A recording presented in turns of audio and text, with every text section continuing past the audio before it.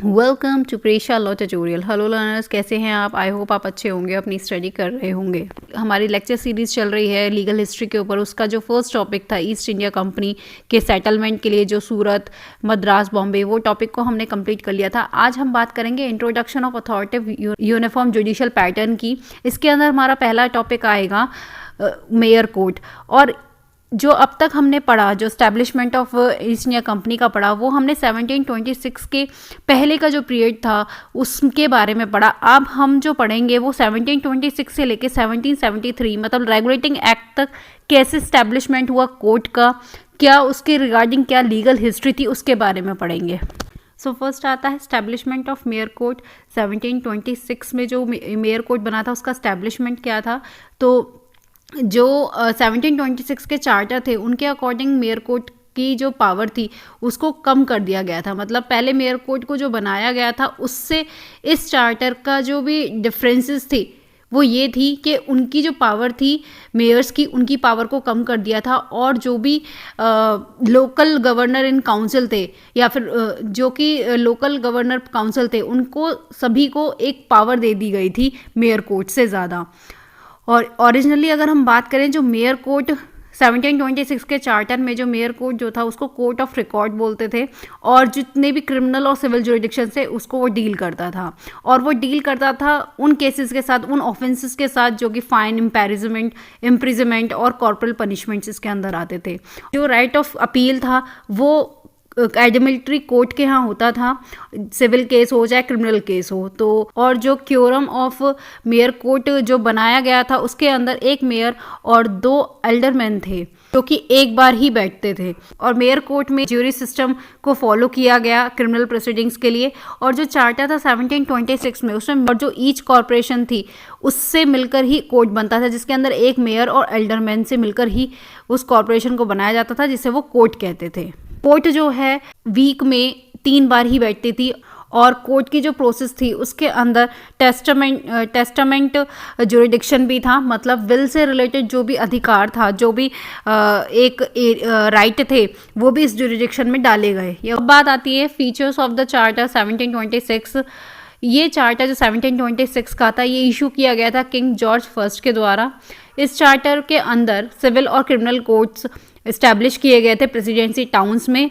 और इसके अंदर कंपनी की कोई अथॉरिटी नहीं थी, ब्रिटिश क्राउन की इसके अंदर अथॉरिटी पूरी थी, और या कह सकते हैं पूरा उसका कंट्रोल था। और जो एडवांटेजेस था इन रॉयल कोर्ट्स का इंडिया में वो ये था कि जो भी डिसीजन लिए जाते थे वो कोर्ट जो इंग्लैंड की कोर्ट थी या इंग्लिश लॉ के अकॉर्डिंग ही उनकी अथॉरिटी के ऊपर ही डिसीजन लिए जाते थे। मतलब वही ऑथराइज थे डिसीजन लेने के लिए।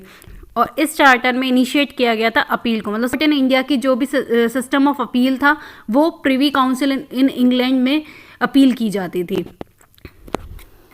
इस प्रकार जो इंग्लिश लॉ है वो इंडिया में आया। और जो प्रिंसिपल ऑफ इंग्लिश लॉ है उसके द्वारा ही डिस्प्यूट्स को डिसाइड किया जाता था। जो कोडिफिकेशन था इंडियन लॉ का वो इनिशिएट किया गया 1833 में।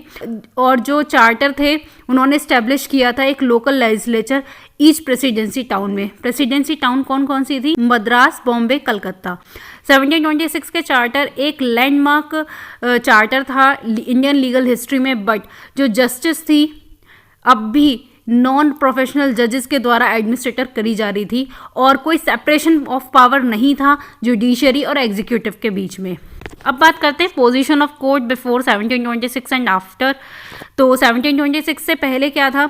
जो भी लूप होल्स थे उसको कंप्लीट करने के लिए 1726 चार्टर में जो भी कोर्ट बनाया गया मेयर कोर्ट, उस पर जो भी कमांड था वो इंग्लैंड का था। और जो भी लॉज बनाए जाते थे वो क्रिएटेड बाय द क्राउन होते थे, ना कि कंपनी उनके लिए लॉ बनाती थी।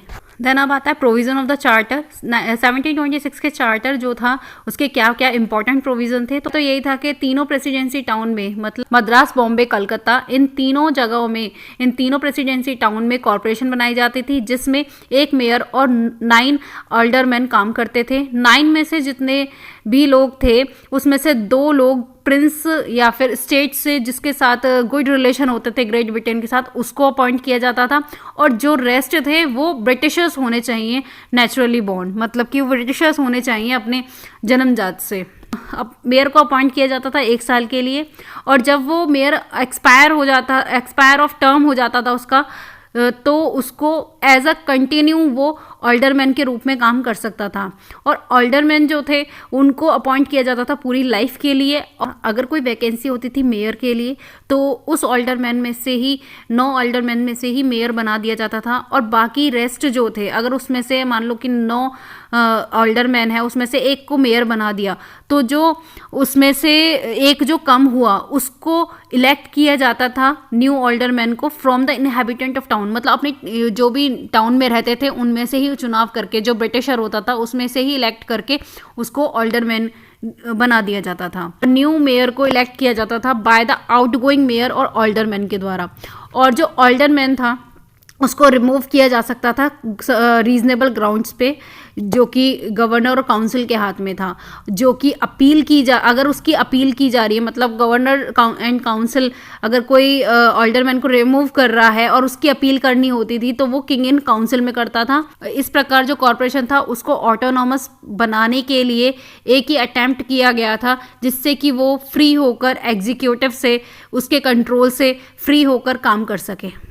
आता है judicial structure and composition in each presidency, civil jurisdiction की बात करेंगे इसमें हम। इसके अंदर क्या था, मेयर और ऑल्डरमैन से मिलकर कॉन्स्टिट्यूट किया गया मेयर कोर्ट को। जो क्योरम ऑफ मेयर कोर्ट था उसके अंदर 3 मेंबर होते थे, मेयर या फिर सीनियर ऑल्डरमैन, और उसके साथ 2 ऑल्डरमैन और होते थे। जो कोर्ट था वहाँ पर सुने जाते थे या डिसाइड की जाती थी या ट्रायल चलता था, वहाँ जितने भी सिविल स्यूट थे टाउन के अंदर जितने भी सिविल स्यूट थे और जो सबऑर्डिनेट फैक्ट्रीज थी उनसे रिलेटेड मैटर्स को सुना जाता था। फर्स्ट अपील जो की जाती थी वो 14 डेज के अंदर की जाती थी गवर्नमेंट काउंसिल के पास। और अगर किसी को फर्दर अपील करनी होती थी किंग इन काउंसिल के साथ किसी भी मैटर में, तो उसके अंदर जो मॉनेटरी वैल्यू थी वो 1000 पगोड़ा या उससे ज़्यादा होनी चाहिए थी। मतलब जो पगोड़ा जो करेंसी थी, मतलब करेंसी ऑफ मद्रास थी। इसी प्रकार जो first time right of appeal था वो किंग इन काउंसिल में किया जा सकता था from the decision of the court in India. मतलब जो इंडिया की कोर्ट में कोई अगर डिसीजन कोई होता है, कोई ग्रांटेड होता है कोई डिसीजन, तो उसके रिगार्डिंग जो अपील की जाती थी वो किंग इन काउंसिल में की जाती थी। और ये प्रोसीजर पहली बार हो रहा था। ये कोर्ट को कोर्ट ऑफ रिकॉर्ड कहते थे, और उसके पास पावर थी कि वो पनिश कर सकता था कंटेम्प्ट ऑफ कोर्ट के लिए, कोर्ट की अवमानना करने के लिए। इस कोर्ट के पास टेस्टामेंट्री जुरिडिक्शन भी था, जिसमें कि वो प्रोबेट से रिलेटेड जो विल होते थे, मतलब अगर कोई डिसीज पर्सन है उसकी डेथ हो जाती थी तो उसके रिगार्डिंग जो विल से रिलेटेड जो भी केसेस डिसाइड किए जाते थे। और गवर्नर एंड काउंसिल द्वारा हर साल एक शेरिफ को चुना जाता था और वह पुलिस की तरह काम करता था। कोर्ट का जो फॉर्म ऑफ प्रोसीजर था सिविल एक्शन के लिए वो बहुत क्वाइट इंटरेस्टिंग था। और जो एक कोर्ट था वो इशू करता था वारंट, बेल भी अलाउ की जाती थी, डिफेंडेंट भी डिटेन किए जाते थे कस्टडी में, और इम्प्रिजनमेंट भी दिया जाता था। और जब तक कि जजमेंट सेटिस्फाई नहीं होता उसकी प्रॉपर्टी को भी जब्त कर लिया जाता था। अब बात करते हैं क्रिमिनल जुरिडिक्शन की, और ये जो जुरिडिक्शन हम पढ़ रहे हैं वो हम मेयर कोर्ट का पढ़ रहे हैं, ठीक है। और मेयर कोर्ट के अंदर जो भी क्रिमिनल जुरिडिक्शन था वो इस तरीके से था कि जो भी पावर थी वो गवर्नर और 5 सीनियर मेंबर्स के काउंसिल, जो 5 सीनियर काउंसिल के मेंबर्स थे उनके पास था, और जिन्हें जस्टिस ऑफ पीस कहा जाता था। इसके अंदर अरेस्ट किए जाते थे पर्सन को और पनिश भी किया जाता था। 3 जस्टिस ऑफ पीस फॉर्म किया जाता था कोर्ट ऑफ रिकॉर्ड की तरह वो काम करते थे। 3 जस्टिस, और जो सेशन था वो 4 टाइम्स होता था इन अ ईयर, मतलब साल में 4 बार इनके सेशंस लगते थे। और जो पनिश किया जाता था each and every criminal offences को एक्सेप्ट अ हाई ट्रेजन का मतलब होता है जो उच्च लेवल का, जो ऊपर के लेवल का जो राजद्रोह होता था, मतलब या फिर कोई ऐसा टेररिज्म वाला जो पॉइंट आता था, तो उससे रिलेटेड जो मेयर कोर्ट जो थी उसके जुरिडिक्शन में वो केसेस नहीं आते थे, वो किंग इन काउंसिल के पास जाते थे, ठीक है। जो ट्रायल्स थे वो with the help of jury और पेटी ज्यूरी के साथ किए जाते थे। उन ट्रायल्स को कंप्लीट किया जाता था, और जितने भी टेक्निकल फॉर्म और प्रोसीजर थे वो क्रिमिनल जस्टिस सिस्टम के अकॉर्डिंग ही किया जाता था, क्योंकि जब तक क्रिमिनल जस्टिस जो सिस्टम था वो इंट्रोड्यूस हो चुका था। और ये कह सकते हैं कि जितने भी केसेस थे, चाहे वो सिविल केस हों चाहे वो क्रिमिनल केसेस हों, वो सॉल्व किए जाते थे according to the principle of English law. तो उनके ऊपर इंग्लिश लॉ अप्लाई किया जाता था। तो इस तरीके से जो मेयर कोर्ट था उसका जुरिडिक्शन को सेटअप किया गया, क्रिमिनल और सिविल जुरिडिक्शन को इसी तरह से जुडिशियल स्ट्रक्चर बनाया गया और उसके अंदर जो लोग काम करने वाले थे उनको भी सेटअप किया गया।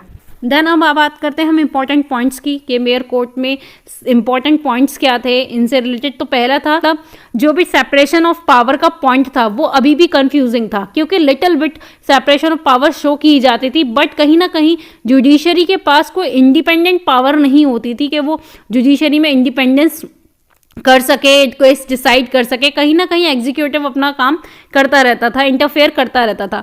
एग्जीक्यूटिव जो था उसके पास लार्ज शेयर था एडमिनिस्ट्रेशन ऑफ जस्टिस के लिए, चाहे वो क्रिमिनल कोर्ट में हो चाहे अपीलेट कोर्ट में हो, ठीक है, मेयर कोर्ट से। तो एडमिनिस्ट्रेशन ऑफ जस्टिस जो था उसमें भी एग्जीक्यूटिव का ज़्यादा पार्ट था, या कह सकते हैं ज़्यादा रोल था। ऑल्डरमैन जो थे वो कंपनी के सर्वेंट थे, और या फिर जो अदर इंग्लिश ट्रेडर्स थे, जो व्यापारी थे, जो मर्चेंट्स थे, वो इन्वॉल्व थे। ऑल्डरमैन उन्हीं को बनाया जाता था जो उन्हीं नेटिव प्लेसेस पे रहते थे, उन्हीं टाउन्स में रहते थे जहाँ पे कोर्ट को इस्टेब्लिश किया जाता था। देन जस्टिस जो एडमिनिस्ट्रेटिव किया जा रहा था वो अब भी नॉन प्रोफेशनल जजेस थे उसके अंदर, अभी भी ऐसे लोगों को अपॉइंट किया जाता था जिन्हें लॉ की नॉलेज नहीं होती थी, या कह सकते हैं जो इंग्लिश लॉ की नॉलेज नहीं होती थी। तो ये ड्रॉबैक्स भी थे कुछ मेयर कोर्ट में। और ये जो मेयर कोर्ट है और जो हमने पहले जो अर्लियर मेयर कोर्ट्स पढ़े हैं, जो भी हम अर्लियर मेयर कोर्ट्स पढ़े हैं, वो पूरा कंपनी के अंडर वर्क करता था। बट धीरे धीरे जैसे ही 1726 का जो चार्टर आया उसमें जितना भी कंट्रोल था वो एग्जीक्यूटिव का था, बट उसमें भी कि वहाँ पर किंग इन काउंसिल के यहाँ अपील हो जाती थी और किंग इन काउंसिल वर्क करता था एज अ सुप्रीम कोर्ट। जैसे आज के टाइम में सुप्रीम कोर्ट वर्क करता है, ऐसे ही वो वर्क करता था। सो आज का टॉपिक हमारा मेयर कोर्ट यहीं कंप्लीट होता है, और आगे हम पढ़ेंगे सुप्रीम कोर्ट के बारे में कि कलकत्ता में सुप्रीम कोर्ट को कैसे स्टैब्लिश किया गया था। और आगे की वीडियोस के लिए बने रहिए हमारे चैनल के साथ। तब तक के लिए thank you for watching my videos. For more videos watch, study, like and subscribe my channel.